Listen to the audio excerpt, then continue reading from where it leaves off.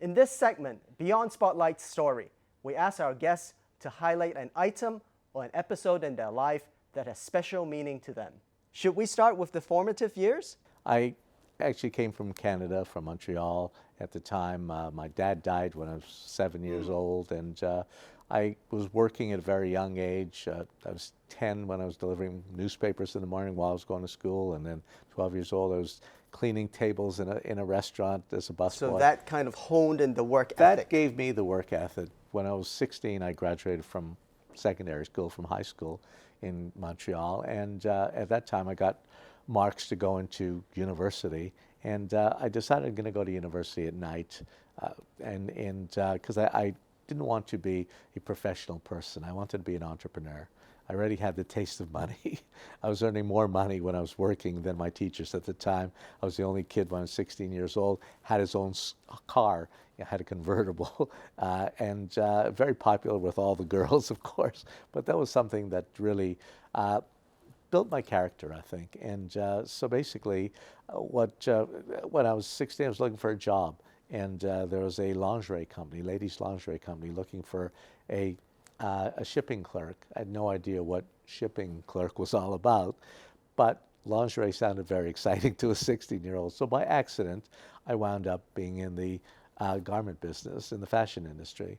And from there, I became a salesman selling ladies' dresses, not even knowing what a lady's dress looked like. But whatever I did, I was very, very good at it. At 19, I decided I want to open my own business. And because I had many customers, I was selling ladies' dresses across Western Canada. At that time, Hong Kong, it was really like going to the moon, basically. Wow. You know, no one knew, even when I decided to move to Hong Kong, finally, I told my late mother, I want to move to Hong Kong. And she said, you want to move to Japan?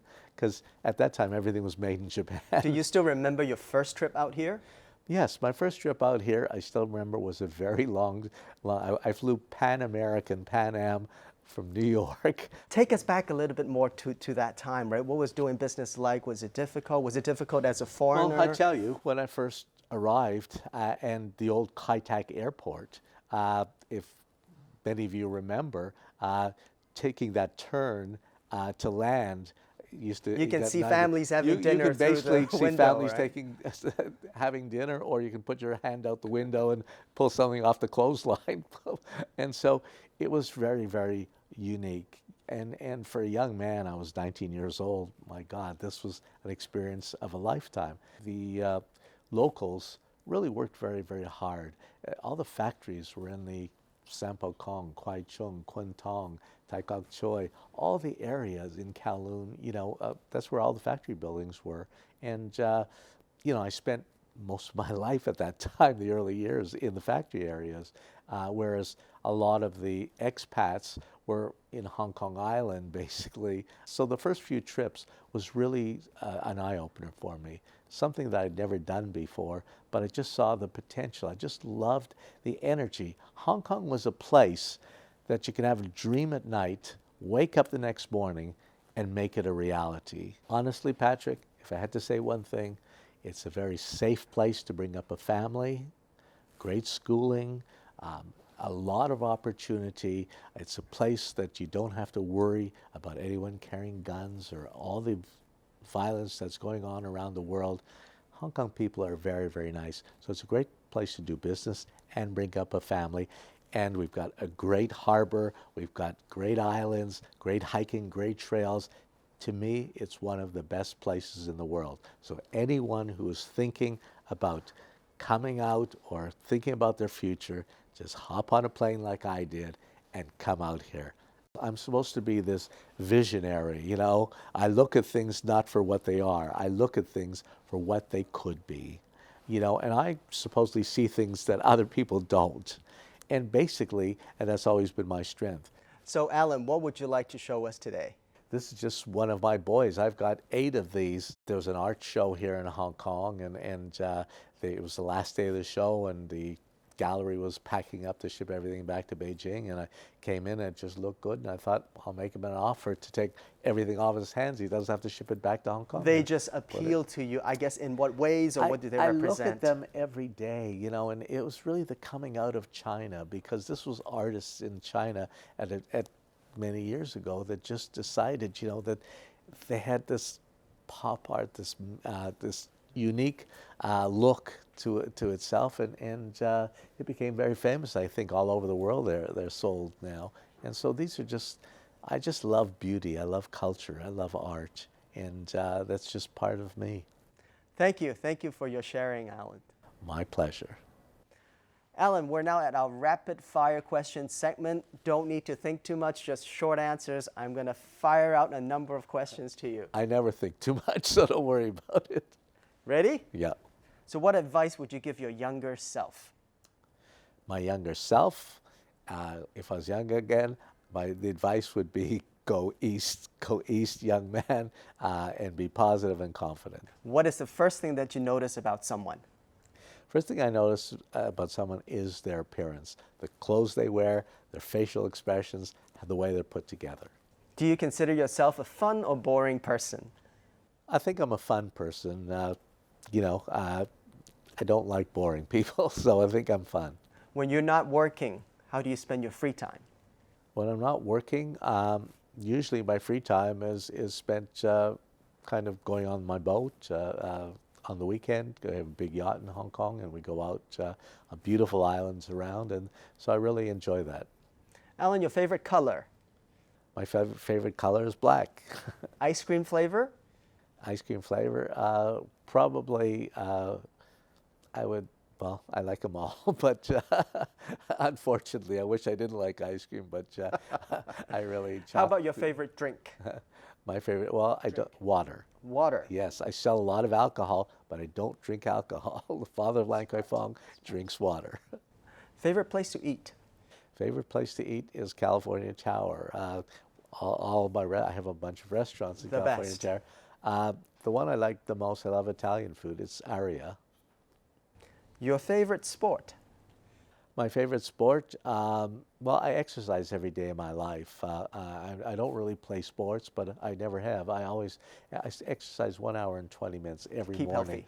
Yeah, it's now 50 years that I'm religious. I never, ever miss a day. I've got a big gym in my house, and that's something that I really, really love doing. Fantastic. How about your favorite game as a child? My favorite game as a child? Monopoly, actually. Any hidden talents that we should know about? Hidden talents, I'm still looking for them, and I'll let you know when I find out. Last book you read? Believe it or not, don't tell anybody, but I've never read a book in my life, to be quite honest. It's the truth. And I've got, as you see in my office, I've got tons of books all over, all sent to me. I use them for decoration. They make a very nice decor. But no, I read newspapers, magazines, but I just cannot read a book. I mean, it's something that for some reason I never did. Even when I was young in school, I'll tell you a quick funny story. I was supposed to write read a book and then write a synopsis of the book and then get marks for it. Well, I didn't want to read a book. It was any book that you can choose. So I made up a title called Black is the Night. I made up an author's name, and that was really something that... And you made up the storyline. Made up the storyline, yeah. It was very, very good. Biggest misconception about you? Well, the biggest misconception about me maybe is that I drink a lot of alcohol, which I don't. I was just going to say that you party a lot. Yeah. Proudest moment?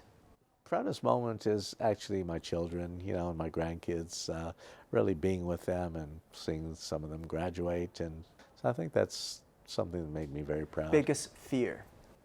Biggest fear? Yeah, biggest fear is that that the world, if we continue going the way we're going, if we don't really clean up the environment and clean up, you know, many things that are problems for the world now with AI and 5G and 6G and all these things, you know, that we should be a bit more careful. If you can have dinner with anyone, Allan, dead or alive, who would you pick? Probably Warren Buffett is one who I really admire. I think another one that I can probably say is President Xi Jinping. I've had dinner before, been at a few dinners with him. But one-on-one, yeah.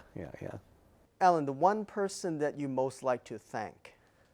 I'd like to thank two people, both my father and my mother, for giving birth to me. One person cannot give birth to me, so that's probably who I'd thank the most. Allan, what well wishes would you offer Hong Kong?